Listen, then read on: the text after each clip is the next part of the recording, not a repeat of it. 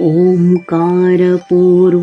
मन्त्रोऽयं पञ्चाक्षरमह्यः परः शैवागमेषु वेदेषु ಷಡಕ್ಷರ ಇತಿ ಸ್ಮೃತಃ.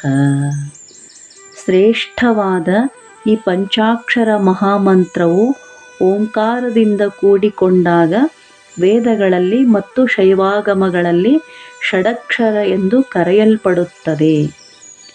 ಮಂತ್ರನ್ಯಾಸಾದಿಭೂತೇನ ಪ್ರಣವೇನ ಮಹಾಮನೋಃ ಪ್ರಬೋಧ್ಯತೆ ಮಹಾದೇವಃ ಕೇವಲಶ್ಚಿತ್ ಸುಖಾತ್ಮಕಃ. ಷಡಕ್ಷರ ಮಹಾಮಂತ್ರದ ಅಕ್ಷರಗಳು ಇರಿಸುವಿಕೆಯಲ್ಲಿ ಮೊದಲಿನ ಅಕ್ಷರವಾದ ಪ್ರಣವವೇ ಓಂಕಾರವೇ ಸಚ್ಚಿದಾನಂದ ಸ್ವರೂಪನಾದ ಕೇವಲ ಮಹಾದೇವನನ್ನೇ ಬೋಧಿಸುತ್ತದೆ. ಪ್ರಣವೇನೈಕವರ್ಣೇನ ಪರಬ್ರಹ್ಮ ಪ್ರಕಾಶ್ಯತೆ ಅದ್ವಿತೀಯಂ ಪರಾನಂದಂ ಶಿವಾಖ್ಯಂ ನಿಷ್ಪ್ರಪಂಚಕಂ.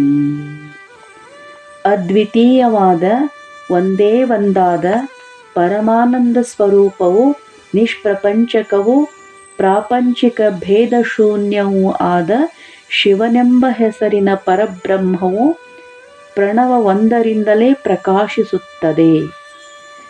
ಪರಮಾತ್ಮ ಮನೋರ್ಜ್ಞೇಯಃ ಸೋಹಂ ರೂಪಃ ಸನಾತನಃ ಜಾಯತೆ ಹಂಸಯೋರ್ಲೋಪಾತ್ ಓಮಿತ್ತೇಕಾಕ್ಷರೋ ಮನುಃ.